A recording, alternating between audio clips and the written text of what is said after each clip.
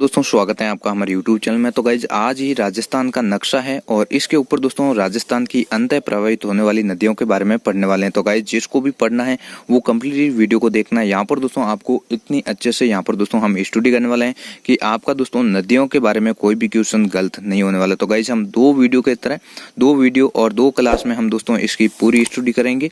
First video दोस्तों ज़्यादा long ना हो और ज़्यादा यहाँ पर दोस्तों आपको कन्फ्यूजन ना हो, इसलिए दोस्तों हम थोड़े थोड़े करते हुए हम दोस्तों इसको पढ़ने वाले हैं। तो गाइस सबसे पहले हम बात करेंगे राजस्थान के नक्शे में ऊपर वाले जिले की श्री गंगानगर और हनुमानगढ़ में। तो गाइस आपको पता है गंगानगर हनुमानगढ़ में घग्गर नदी का प्रवाह होता है, प्रवाहित होती है। और यहाँ पर दोस्तों सबसे पहले अगर हम बात करेंगे यहाँ पर दोस्तों इसकी नदी की, तो यहाँ पर अगर देखेंगे दोस्तों ये नदी है वो दोस्तों हिमाचल प्रदेश के शिवालिक पहाड़ियों से दोस्तों कालका मंदिर के पास से ये दोस्तों इसका उद्गम होता है। और ये दोस्तों हिमाचल में यहाँ से प्रवाहित होती हुई दोस्तों राजस्थान में हनुमानगढ़ के टीबी नामक स्थान से दोस्तों राजस्थान में प्रवेश करती हैं।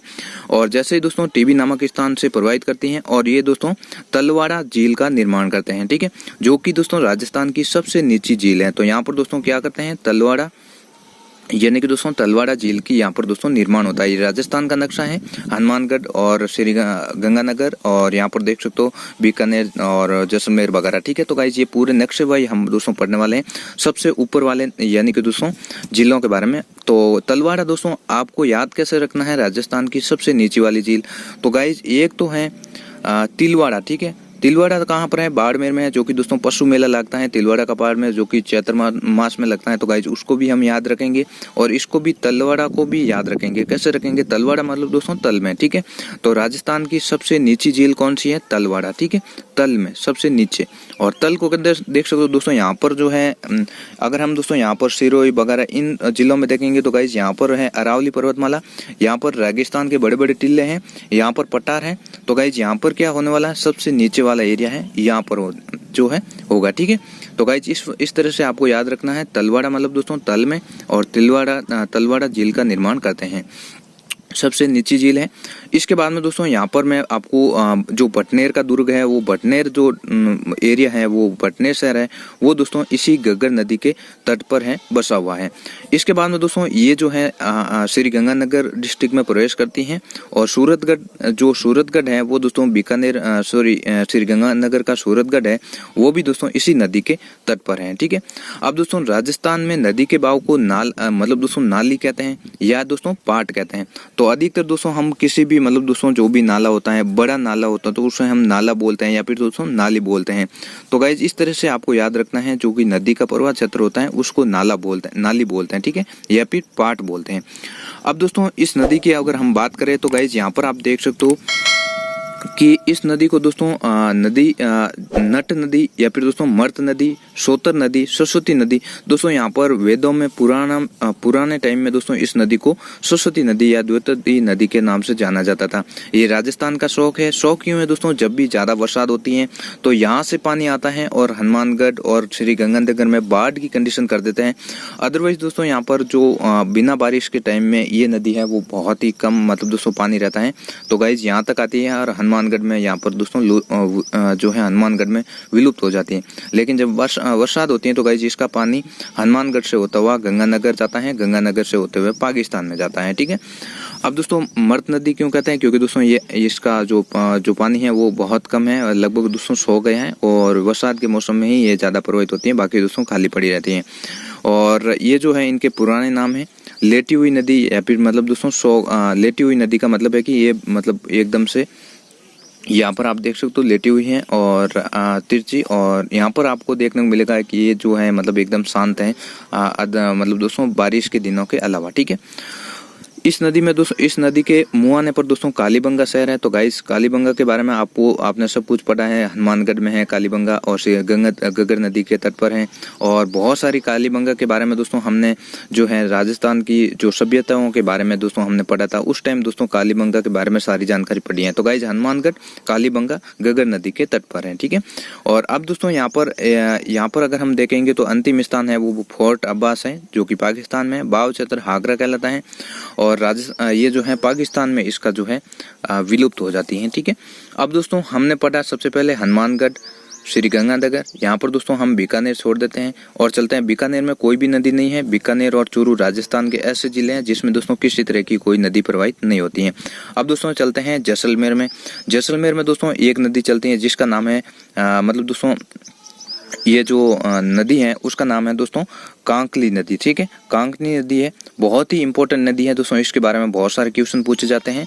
इस नदी की दोस्तों जो है उद्गम स्थान है वो दोस्तों कोटरी गांव है और जैसलमेर में इस तरफ मतलब दोस्तों बीकानेर की तरफ चलती हैं और यहाँ पर दोस्तों एक बूझ झील का निर्माण करती हैं और बीकानेर में दोस्तों यहाँ पर जो है ये जो है विलुप्त हो जाती हैं मीठा खाड़ी में। ठीक है, तो मीठा खाड़ी में विलुप्त हो जाती हैं। कांकली नदी जैसलमेर से बिलोंग करती हैं और ये अंतः प्रवाहित नदी है और एक ही जिले में चलती हैं, कोटरी गांव से इसका उद्गम होता है। बस इतना ही ध्यान रखना है।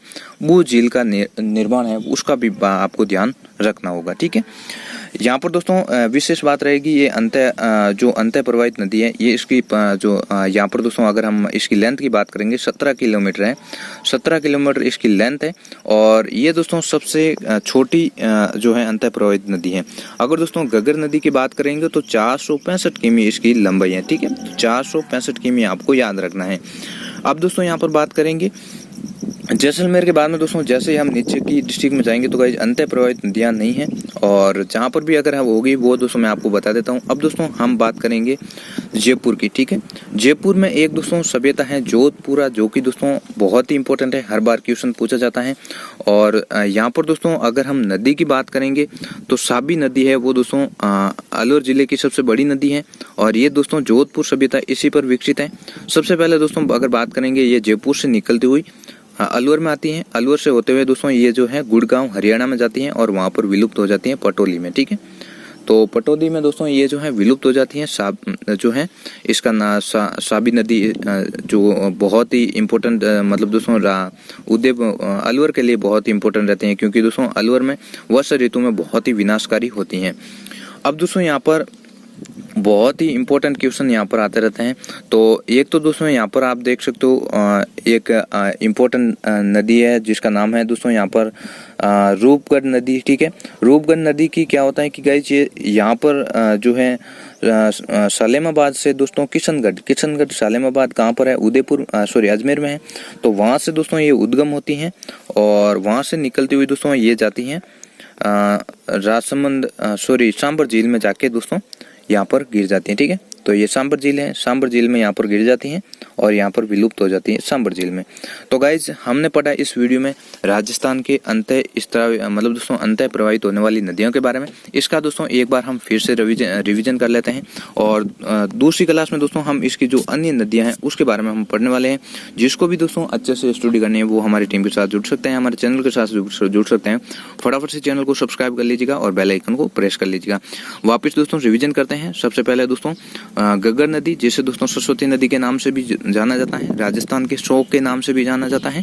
यहाँ पर आप देख सकते हो राजस्थान का शोक सरस्वती नदी और मर्त नदी, सोतर नदी और नट नदी के नाम से जानी हुई नदी, लेटी हुई नदी के रूप में भी जानी जाती है। ये आंतरिक दृष्टि से प्रवाहित होने वाली सबसे बड़ी नदी है। लंबाई की दृष्टि से अगर हम बात करेंगे तो 465 किमी इसकी है। कालीबंगा इसी पे विकसित हुई है और हनुमानगढ़ जंक्शन इससे नदी के तट से पेड़ से नीचे है। अब दोस्तों यहाँ पर उद्गम हम देख लेते हैं। शिवालिक की पहाड़ियों से उद्गम होता है और जहाँ पर कालका माता का मंदिर है और ये होती हुई मतलब दोस्तों राजस्थान के टिब्बी नामक स्थान जो है टिब्बी नामक स्थान से राजस्थान में प्रवेश करती हैं और इससे दोस्तों थोड़ी दूरी पर तलवाड़ा जो है तलवाड़ा झील का निर्माण करती है जो कि दोस्तों राजस्थान की सबसे नीची झील है। तल मतलब दोस्तों सबसे जो नीचे वाला भाग होता है और तलवाड़ा मतलब दोस्तों सबसे नीची वाली झील। ठीक है, तो यहाँ पर इस तरह से आपको याद रखना है, तलवाड़ा राजस्थान की सबसे नीची झील है। ठीक है, और इसके बाद में दोस्तों ये टिब्बी स्थान है जहाँ मतलब दोस्तों जहाँ से एंटर करती हैं और यहाँ पर दोस्तों इम्पोर्टेंट रहेगी कि ये हनुमानगढ़ में जो भटनेर का दुर्ग है, भटनेर जो है पूरा एरिया है वो दोस्तों इसी नदी पे बसा हुआ है और इसके बाद में श्री गंगानगर का सूरतगढ़ है वो भी दोस्तों इसी नदी पे बसा हुआ है। ठीक है, इसके बाद में दोस्तों बीकानेर में कोई तरह की नदी नहीं है। हम जाएंगे जैसलमेर में एक नदी है जिसका नाम यहाँ पर दोस्तों बहुत ही इंपॉर्टेंट, जो कि दोस्तों कांकनी नाम से जानी जाती हैं। कांकनी व स्थानीय भाषा में इसे मसूरदी नदी कैसे कहते हैं। देखो यहाँ पर आपको इम्पोर्टेंट चीज़ रहेगी, एक दोस्तों मसूरिया है जो कि दोस्तों जोधपुर में होता है, जोधपुर में बाबा रामदेव जी का मंदिर है।